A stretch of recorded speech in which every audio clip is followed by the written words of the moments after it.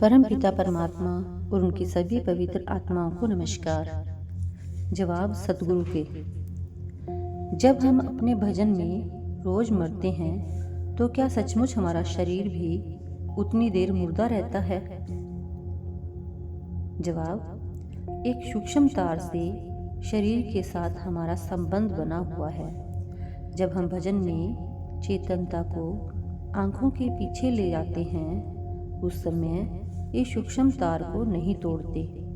तार के टूट जाने पर मृत्यु हो जाती है। जो लोग अपनी चेतनता को शरीर से समेटकर आंखों के केंद्र पर लाकर शब्द के संपर्क में आते हैं वे मरते नहीं हैं। उनकी सांस चलती रहती है, उनकी नब्ज चलती रहती है और शरीर से उनका संबंध बना रहता है। केवल मौत के समय ही हम शरीर से बिल्कुल अलग होते हैं। तब आत्मा का शरीर से कोई संबंध नहीं रहता।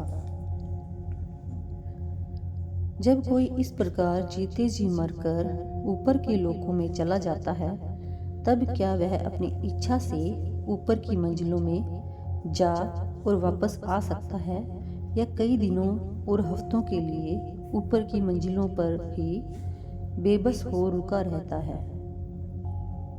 जवाब, आप अपनी इच्छा से ऊपर की रूहानी मंजिलों पर जा सकते हैं और फिर वापस आ सकते हैं। जैसा कि हजरत ईसा ने कहा है, कोई भी मुझसे ज़बरदस्ती मेरा शरीर नहीं छीन सकता।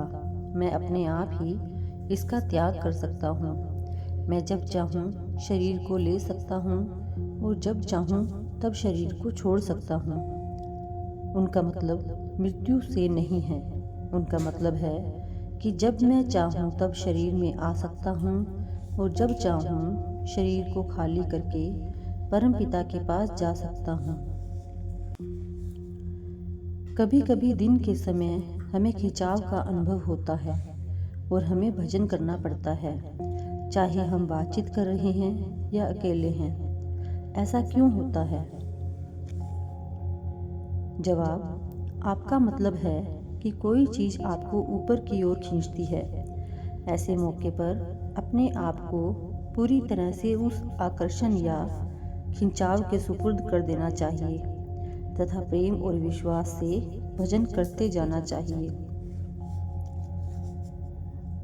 जब मृत्यु के समय आत्मा शरीर को छोड़ देती है तो इस बात का विश्वास कैसे हो कि वह उन्हीं रूहानी मंजिलों में जाएगी जिनमें वह जीते जी भजन के समय जाती थी? जवाब, भजन इस बात को निश्चित करने के लिए ही किया जाता है। असल में भजन रोज मरने की क्रिया है। यह शरीर को छोड़ने की तैयारी है। यही भजन का असली उद्देश्य है। मंच पर नाटक खेलने से पहले आप अपने पाठ को कई बार दोहराते हैं ताकि आप अपना पाठ अदा करने में पूरी तरह कुशल हो जाएं। इसी प्रकार भजन मौत का रिहर्सल या पूर्वाभ्यास है ताकि हम जब भी और जिस तरह से भी मरेंगे उसके लिए पूरी तरह तैयार हो जाएं। नामदान के समय हमें बताया गया था कि भजन में कोई नहीं मरता। जवाब, हम भजन में रोज मरते हैं परंतु असली मौत नहीं। जवाब, क्या आप भजन के समय चोला त्यागने से डरते हैं? भजन करते हुए कौन मरना नहीं चाहेगा? असल में भजन करना जीते जी मरने का अभ्यास करना है।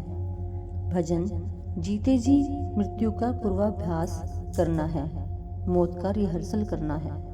यह पूरे जीवन चलने वाली मौत की तैयारी है। हम रोज मरने का अभ्यास कर रहे हैं और यही भजन है।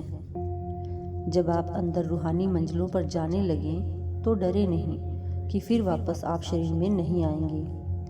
अगर ऐसा होता तो भजन में कोई भी नहीं बैठता।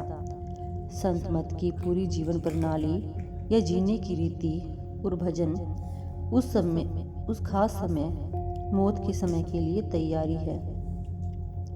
अगर इस प्रकार मौत आ जाए तो और क्या चाहिए?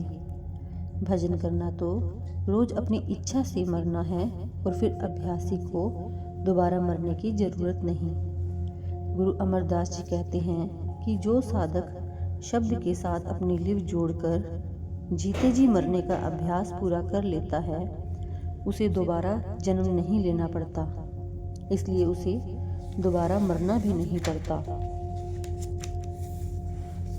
सब साधक हर रोज भजन में बैठते हैं और मृत्यु के लिए अपने को तैयार करते हैं, लेकिन जब वह समय आता है तो जिन्हें जीते जी मरने का अभ्यास नहीं है वे घबरा जाते हैं और उस समय मरना नहीं चाहते।